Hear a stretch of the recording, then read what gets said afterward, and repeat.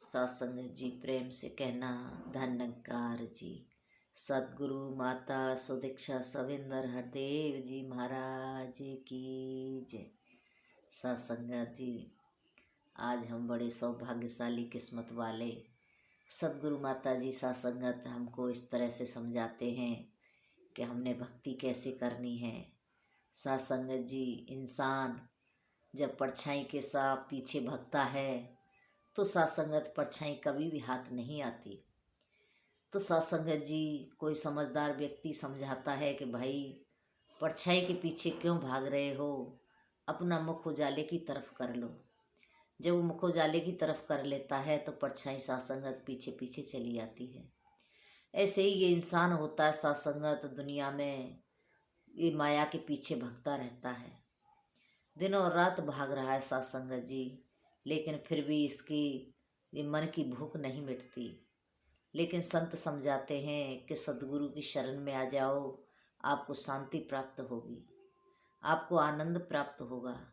सत्संगत सदगुरु दो तलियों का सहारा दे करके, इशारा दे करके हमको सत्संगत ये निरंकार की ठंडी छाँव में हमको बिठाते हैं।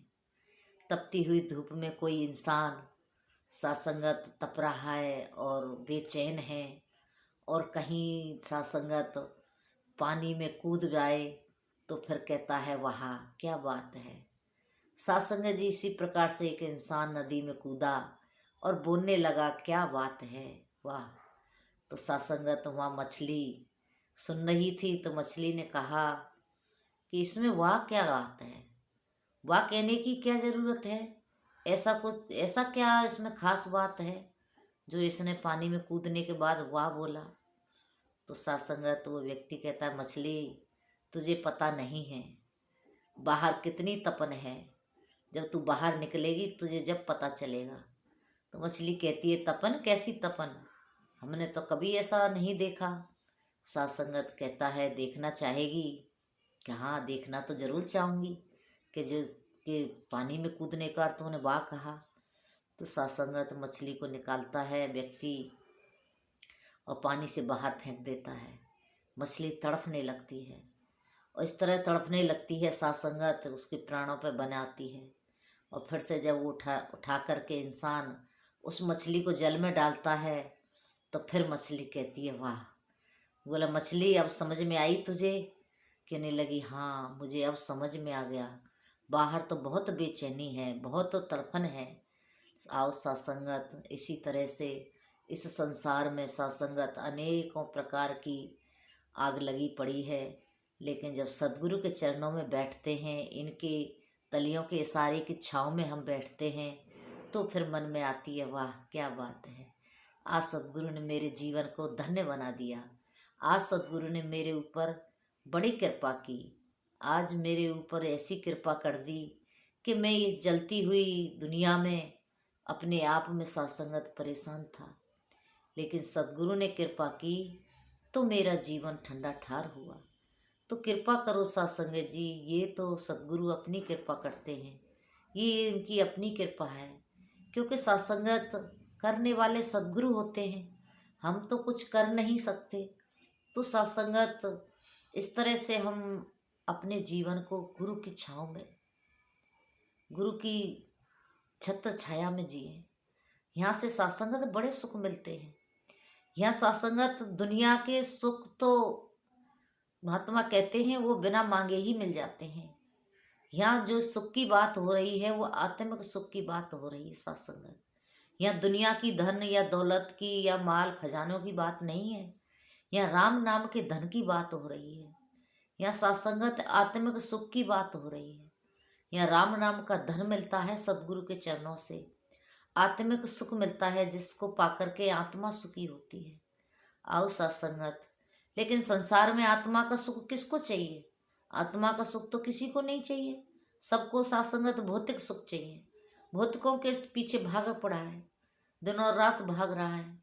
आओ सत्संगत, ये तो संत सत्संगत ऐसे मांगते हैं भौतिक सुख को, और संत ही प्राप्त करते हैं। जब जब सतगुरु संसार में आते हैं तो सत्संगत ये अपने संतों को प्रकट करते हैं। अपने संतों को प्रकट करके संसार में सत्संगत ये भक्ति करना सिखाते हैं, और फिर संत भक्ति करना सिखाते हैं कि भक्ति कैसे करनी चाहिए। आज गली गली में हम देखते हैं, मोहल्ले मोहल्ले में सत्संगत ये निरंकारी महात्मा आज संसार को भक्ति सिखा रहे हैं कि भक्ति कैसे करनी है, हमने कैसे इस प्रभु परमात्मा को प्राप्त करना है। सदगुरु के चरणों में जाकर के सत्संगत, चाहे बहाने कोई भी हो, माध्यम कुछ भी हो, लेकिन सत्संगत ये रास्ता एक ही बताते हैं, भक्ति वाला, सुकून वाला। भक्ति सत्संगत कोई इतना आसान काम नहीं है। कहते हैं कि भक्ति द्वार बड़ा सांकरा, या में दो न समाए। सत्संगत जी इस भक्ति द्वार में दो नहीं समा सकते, इसमें एक ही आएगा। चाहे तो अहंकार को बसा लो, चाहे सत्संगत भक्ति को बसा लो। अहंकार को बसाओगे तो भक्ति तो सत्संगत दूर दूर तक हमारे पास नहीं आएगी। जब अहंकार को मिटा के भक्ति को बसाएंगे जीवन में, तब सत्संगत ये दरवाजे में हम घुस पाएंगे। तो कृपा करो सत्संगत जी, हाथी जैसा अभिमान लेके इंसान कैसे इसमें घुस सकता है? उसको तो पता नहीं किस किस चीज़ का अभिमान है। सत्संगत जी, मैंने इतने यज्ञ कर दिए, मैंने भागवत करवा दी, मैंने इतने दान पुण्य कर लिए, मैंने इतना घर बना लिया, मैंने इतना पैसा कमा लिया।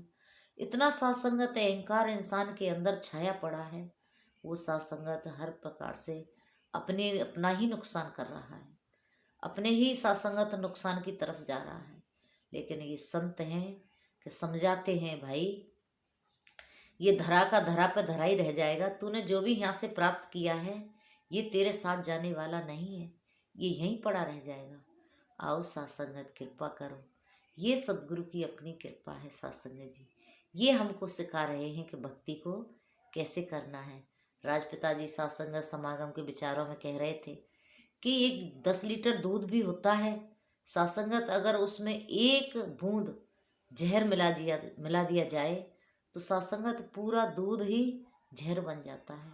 अब कहें कि इसमें तो एक बूंद जहर है, दूध पीने योग्य है, नहीं सत्संगत तो उसको कोई नहीं पी सकता, वो पूरा ही जहर बन गया। इसी तरह से सत्संगत हमारे जीवन में अगर कहीं भी जरा सा भी अभिमान है तो सत्संगत भक्ति हमारे जीवन में आ नहीं सकती, हम भक्ति को प्राप्त नहीं कर सकते, हमारा पूरा जीवन ही बेकार है। आओ सत्संगत कृपा करो, इस भक्ति को सदगुरु की शक्त छाया में रह करके प्राप्त करें। सत्संगत जी यहीं से हमको ये प्राप्त होने वाली है, अन्यथा सत्संगत ये भक्ति कहीं प्राप्त नहीं होती। कहते हैं सत्संगत जी कि भक्ति करे कोई सूरमा, जात वर्ण कुल खोए। तो सत्संगत ये तो जात वर्ण कुल खोने की बात है। कहते हैं अपने अहंकार को, अपने कुल के अहंकार को, अपनी जाति के अहंकार को, पाति के अहंकार को, जितना भी तेरे अंदर जो भी अहंकार है वो सब छोड़ करके इस भक्ति को प्राप्त किया जाता है। अब सोचो सत्संगत इतना कुछ इंसान कैसे छोड़े? अब वो तो छोड़ देगा तो जिएगा कैसे? क्योंकि अहंकार में ही तो जी रहा है इंसान। लेकिन सत्संगत जब भक्त बनता है तब जीने का आनंद कुछ और ही आता है। तो आओ सत्संगत कृपा करो कि ये सदगुरु की अपनी कृपा है, इन्होंने हमको इतना सुंदर ज्ञान दिया है। सत्संगत जी इतना सुंदर ज्ञान देकर के हमारे जीवन का कल्याण किया है। हमको सत्संगत आज एक भक्त बनाया, एक गुरसिक बनाया, सदगुरु ने बनाया। अन्यथा सत्संगत जी हम कुछ भी नहीं जानते थे। हम क्या जानते थे भक्ति क्या होती है? हम तो वही सत्संगत अपने मत के अनुसार जो हमसे बनता था वो करते थे। लेकिन आज गुरु ने बताया कि भक्ति कैसे करनी है। सेवा, सुमिरन, सत्संग, ये भक्ति के 3 खम्भ हैं सत्संगत जी। ये तीनों बराबर हमारे जीवन में रहते हैं तब भक्ति होती है। कहते हैं उठत बैठत हरि भजो बिरथा श्वासन। अब हरि तो भजें, लेकिन भजें कैसे? हरि को तो हमने देखा ही नहीं। सत्संगत जिसको हमने देखा ही नहीं उसका भजन कैसे करा जाए, उसका ध्यान कैसे किया जाए, उसको कैसे अपने ध्यान में लाया जाए? क्योंकि हमने देखा नहीं है। और जिसको हम देख लेते हैं तो सत्संगत फिर जरा सी देर में ध्यान जुड़ जाता है। आज हम ज्ञान लेकर के हम जब ध्यान करते हैं तो माता जी के चरणों में सहज में ही ध्यान जुड़ जाता है। क्योंकि हमने देखा है इस सदगुरु को, हमने देखा है इस परमात्मा को ये मेरे अंग संग रहता है। ये सासंगत सागर से भी विशाल, हरि व्यापक सर्वत्र समाना, सारे संसार में समान रूप से व्याप्त आज विराजमान है ये परमात्मा। किसने दिखाया? सतगुरु ने दिखाया। तो हम सासंगत आज इसका हम ध्यान करते हैं। और जब ध्यान करते हैं सासंगत जी, ध्यान की बड़ी अनोखी बात है। ये जो ध्यान करता है इसका एहसास वही कर सकता है। जो सुख, जो आनंद ध्यान करने में आता है उसका एहसास तो वही कर सकता है जो करता है सासंगत। जब हम बैठ के इसका ध्यान करते हैं तो सासंगत पूरे ब्रह्मांड में यही नज़र आता है, सारे संसार में एक यही नज़र आता है।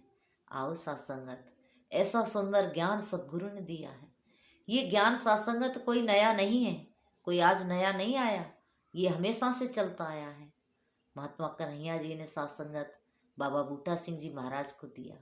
जब बाबा बूटा सिंह जी महाराज ने इस ज्ञान को प्राप्त किया, नाचने लगे, झूमने लगे, कहने लगे मिल गया मिल गया मिल गया, मुझको राम मिल गया। सासंगत वो नाच नाच के गाने लगे। अब जब गाने लगे, रोने भी लगे कि मैं इसी को तो ढूंढ रहा था, आज मुझे ये मिल गया।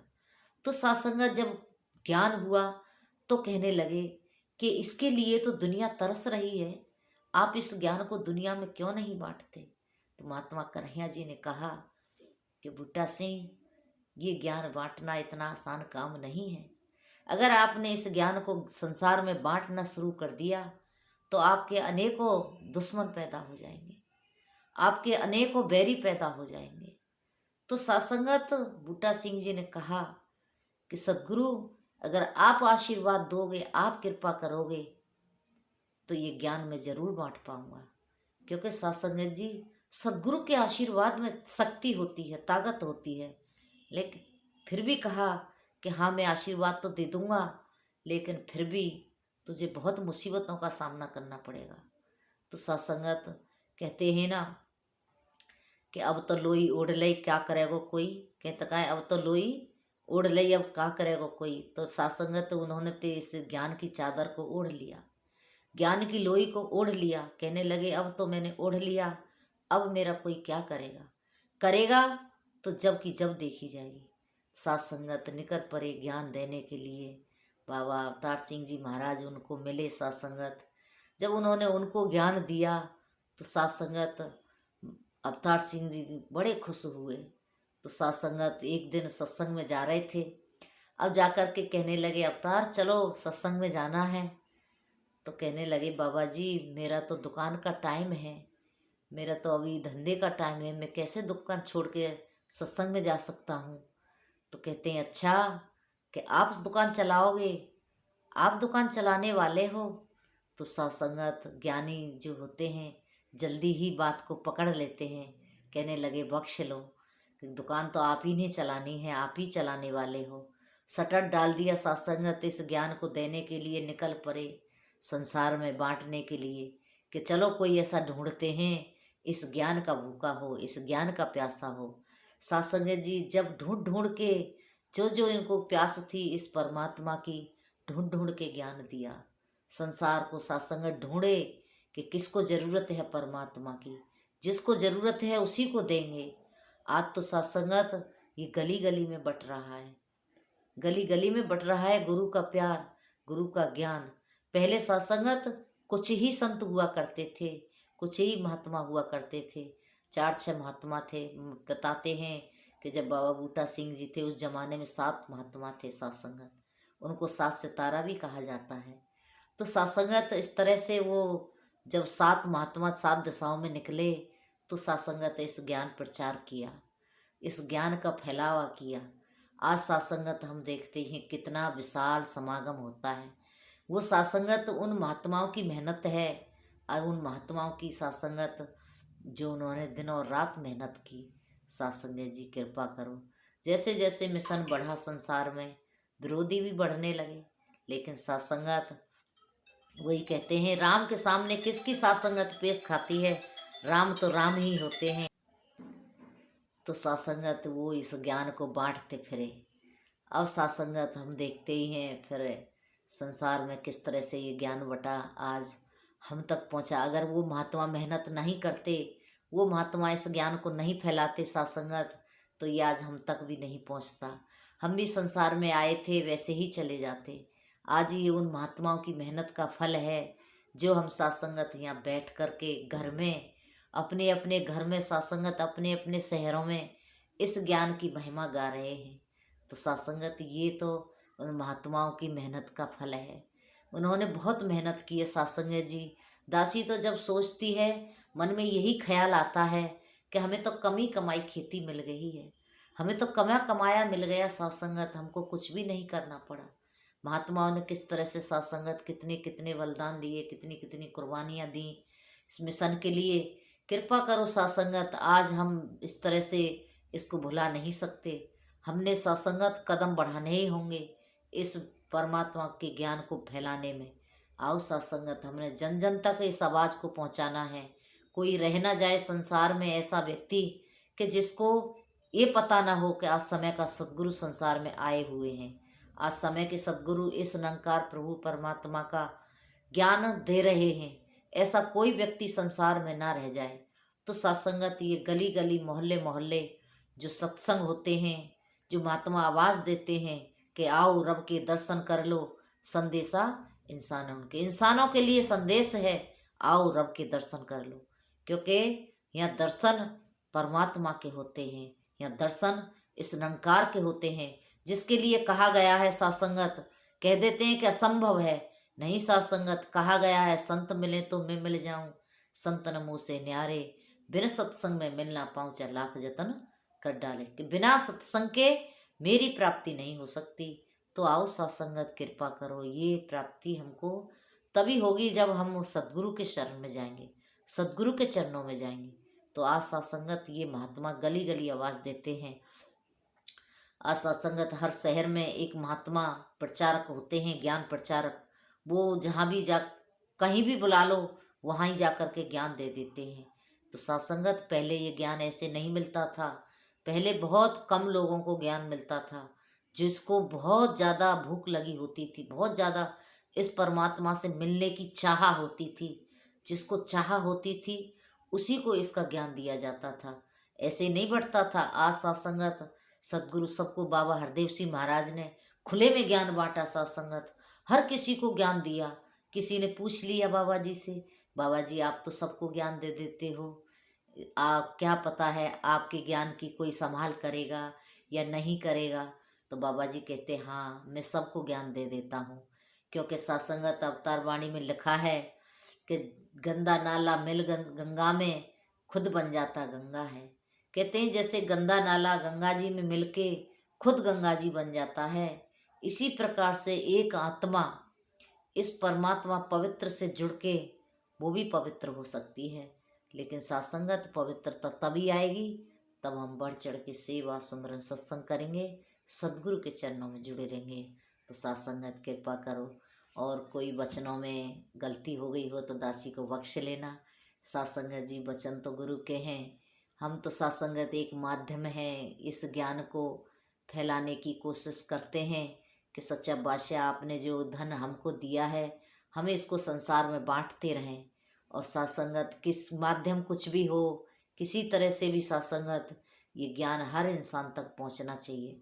ये पता हर इंसान को होना चाहिए कि आज समय के सद्गुरु संसार में आए हैं। तो कृपा करो सत्संगत जी, आज समय के भगवान, समय के सद्गुरु, कहने के लिए सब कह देते हैं तुम तो अपने गुरु को भगवान कहते हो। सत्संगत जी, गुरु जो भगवान से भी बढ़ के होता है। कह रहे गुरु गोविंद दो खड़े काके लागू पाए, बलिहारी गुरु आपने गोविंद दिए बताए। गुरु का सत्संगत पदवी तो भगवान से भी ऊंची होती है। तो गुरु भगवान ने सत्संगत जी आज हमको इस निरंकार से मिलाया। तो दासी के कोई शब्दों में सत्संगत ऊंच नीच वही हो, कोई गलती वही हो तो बख्श लेना। कहते हैं पानी भरे पनहारियाँ, रंग बिरंग घड़े, भरिया उसका जानिए जिसकी तोड़ चढ़े। सत्संगत हमारी तोड़ सदगुरु के चरणों में निभ जाए, ऐसी अरदास प्रार्थना। क्योंकि सत्संगत जी, अभी तो नाव समुद्र में, न जाने आगे क्या होए। अभी तो नाव समुद्र में है सत्संगत जी, पता नहीं ये मन कब कहाँ सत्संगत हमको डुलायवन कर दे।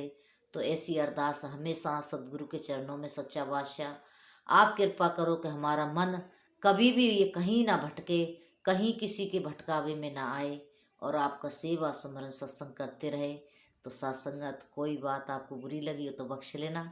और कहते हैं सार सार को गहे रहे थोता देवड़ा है। जो भी बातें आपके काम की हैं वो आपने अपने जीवन में लेनी है, बाकी तो छोड़ देना है। प्रेम से कहना जी, धन्यकार जी।